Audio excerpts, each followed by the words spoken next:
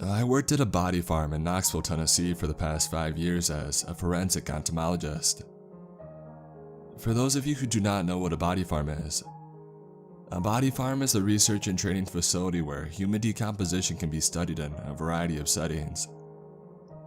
In plain English, we watch dead people decompose. There are only 7 of these in existence across the entire United States. The farm itself is scattered with bodies of all types. Most of the bodies are given to us by the individual before death or by the family after. And sometimes when nobody claims a body, the city will give it to us to use on our farm. We take bodies of every race, gender, body type, etc. It is important to know how a fat person decomposes compared to a skinny one, or a female in her mid-30s versus a female in her late 80s. We place the bodies in different places too. Some are left in an open field in the sun, some are in the forest, some are in the water, and others are placed in cages to stop birds like vultures from being able to pick at the body. We do not cover or cage all bodies since there are birds in nature. Having a body farm is a very important part of law enforcement helping solve murders and questionable deaths. A missing person could be found in days, weeks, or even years later. By having a body farm, we can determine how long the person has been dead. The shape that the body is in will give law enforcement lots of important details. If a body has been dead for a few days, you might just see the beginning stages such as the smell of a rotting corpse and the maggots. There are lots and lots of maggots. As time goes on, the body may be bloated with all the gases, and later on, the skin will turn a brownish color. It's a little like when a banana goes bad and it turns brown and mushy. Bodies are a lot like that. It also lets us study the environment after the body is decomposed. Did you know that vegetation where a body is rotted will die, leaving only a bare patch of dirt afterwards? Even more interesting, when vegetation grows back in a place that a body was at, the grass will be healthier and taller than the surrounding vegetation. Next time you're on a hike and you see a taller patch of grass, someone may have been murdered there. It's kinda cool, right? The way the body farm is set up is a large fenced-in rectangular area with the admin building in the front. Once outside, there is a large field with a small tree line in the side fence with a gate. At the back, there is a pond and kind of swampy type area. On the right is a wooded area extended back away to the bordering fence. The total size is about 5 acres. On the adjoining side of the wooded area fence is a restricted military area. Nobody knows exactly what they are doing on the other side of the fence. Hardly anybody even knows it exists because, publicly, they don't exist.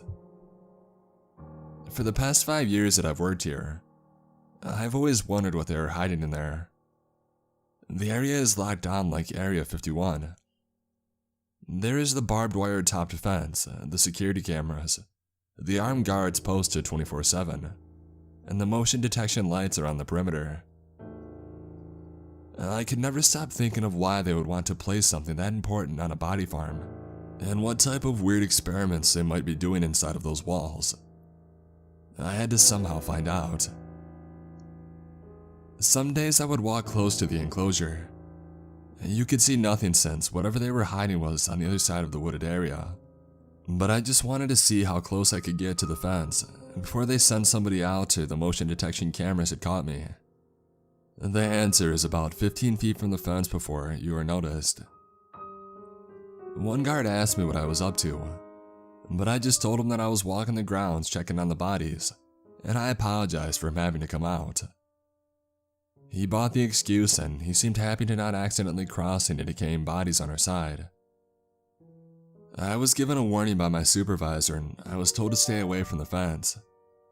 I am sure the military bosses were not happy somebody was prowling along their fence. I backed off for a few weeks but eventually started to patrol in different areas around their fence. Eventually, I found a place where their cameras had a blind spot. I could get up right to the fence and nobody noticed. Over the next few weeks, I continued to visit this part of the fence and stay there for longer and longer, and luckily, nobody ever came to check things out.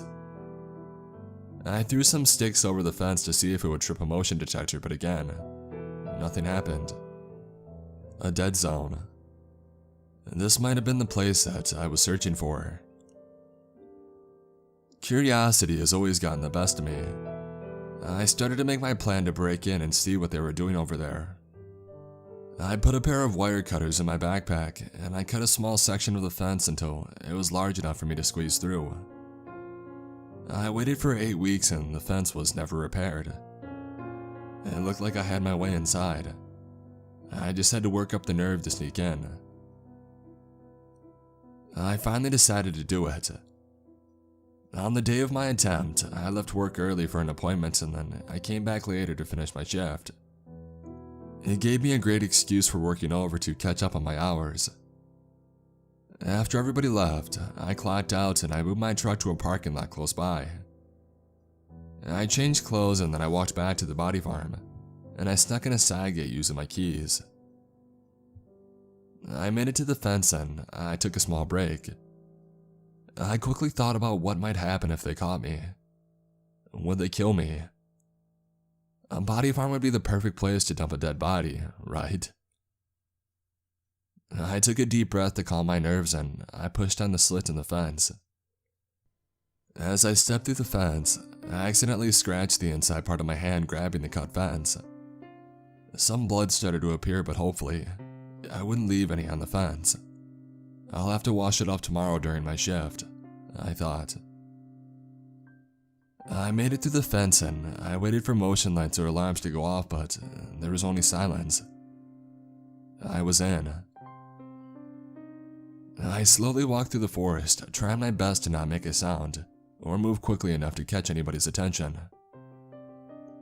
Eventually, I made a clearing in the trees, and then I looked out to see an open field and 3 buildings. There was nothing there. It was just 3 small buildings and an open field. One building was larger than the other 2. I assumed that is where their headquarters was. For all this secrecy and security, they were running a small operation. Whatever they're doing must be inside one of these buildings. I needed to get closer and maybe I could catch a glimpse inside. I snuck around to the back side of the building. The rear side was closer and it gave me a better view. I think I found what I was looking for. Behind the closest building, there were 4 of the body cages with what looked like 4 bodies inside. They looked like the same ones we'd used to keep birds off the dead bodies on our side. Why would they be doing body farm experiments when they could just use our body farm instead? It would be too dangerous to risk moving out of the wooded area, so I just sat and I watched. Maybe I would see somebody coming or going, and I could learn a little more about what they were doing here. I could always come back now and watch more now that I had a way in. After about an hour, somebody came out of the building wearing a face mask and gloves. I prayed that he hadn't seen me, but then he continued on and he stopped at the cages. Why would he be going to look at a dead body in the middle of the night in basically a hazmat suit? They are dead bodies. It's a little bit overkill. He grabbed what looked like a stick off the top of the cage, and then poked the body inside of the first cage. The body rolled over and got up on all 4s, back touching the top of the cage. The guard threw something inside the cell and it started to devour its food like a starving dog. He banged on the cage of the next one, and the body inside threw itself against the cage and let out a growl. And this one kept throwing itself against the cage, trying to get the guard, but eventually settled for its meal. The 3rd cage must have been empty as he passed it by. He walked up to the 4th cage and the body inside was already up on all 4s, waiting on him. This one seemed different, and this one looked more alive than the others. And then it spoke. "Please, don't kill me. Don't turn me into one of those." The guard ignored this one and threw something inside the cage and then went back into the building. This is what I came for. This is what they had been keeping a secret. I know that I could turn back, but I'm too close to figuring out the truth. This might be my only chance. I have to go see what they are keeping caged up. I watched the first 2 caged animals eat their meal, but the 4th one is the one that I was most interested in. That one ignored his meal and was a person. Why was he locked up with all the other things? He wasn't an animal. I waited a little longer, then I decided enough time had passed since the guard had gone back inside. I crouched down and I ran towards the body cages. As I ran past the first 3 cages, the creatures inside started growling and throwing themselves at the side of the cage, trying to attack me. They needed to stop drawing so much attention. I quickly went to the 4th one. Inside was a man who looked underweight and sick. "Help me! Help me!" he yelled. "You gotta get me out of here!" "Shut up before they come to see what is causing all this noise," I said. "What the hell is going on here?" "They're injecting us with this virus that turns us into one of those," he said, and he pointed at the cage next to him. "What the hell are those things?" I asked as I looked at the things in the cages. The one next to us had to have been a decaying body that had been dead for about 6 months, but somehow was still alive. The skin had a brownish tint to it, and the arms and legs had started to rot.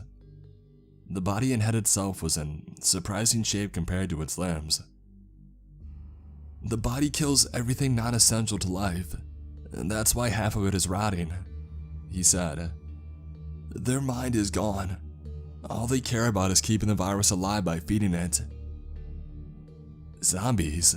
That's impossible," I said, staring at one in disbelief. "How is it even alive with its body decaying?" "The only thing alive on those is the virus. The rest is a shell," he said. "Shit. Is it contagious?" "It's a virus, of course it is. Right now it only spreads by open cuts, but it's evolving. It could eventually turn airborne." He was still talking when he was interrupted. "What the hell is going on out there?" a guard yelled. "You better shut up before I beat you with this stick again." The guard slammed the door shut. "Shit, I gotta go. I can't be caught. They'll turn me into one of those things if they catch me," I said. "No, please, you gotta help me," the sickly one said as he reached out and he grabbed my left hand. "I'm not one of them yet. You have to save me." "I can't right now," I said, and I pulled my arm away. "I've got to get out of here." I looked at the buildings to make sure that no guards were watching, and I ran back into the wooded area. Somehow, I had made it back to the relative safety of the woods. I backtracked to where I had cut the hole in the fence and I pushed myself through. I took the side gate out and I walked back to my truck. I drove home, trying to grasp what I had just seen. I wish I had just followed the rules and forgot about the restricted area. My curiosity always screws me over. I took a shower and I cleaned off, and put some triple antibiotic ointment where I had cut my hand on the fence and I covered it with a band-aid. Once I had laid down on my bed, exhaustion overtook me and I fell into a deep sleep. The next morning, I woke up feeling like shit. I looked at my phone and I had 7 missed calls from work and it was already 2 p.m. I tried to lift my head from my pillow, but I was too weak. I closed my eyes and I fell back asleep. "You're awake," she said. "You have been sleeping for 3 days. I was about to call an ambulance. When I came to check on you yesterday, you had a fever over 104.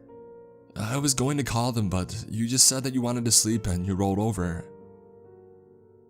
"I am okay, really," I said. I really wasn't okay, but I was at least awake. That was an improvement.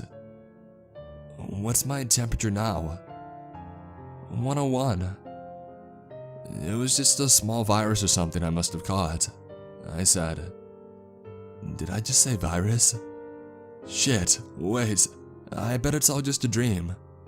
Fever dreams can be crazy. That must be it. I looked down and I saw that my left hand still had a bandage on it. What happened to my hand? I asked. It was like that when you came over, Ashley said. You worked later the other night and you must have went to bed sick when you got home. There's no way I could have caught that virus. I must have caught something else. And I'm getting better. It has been a few days and I'm feeling better, but I'm worried.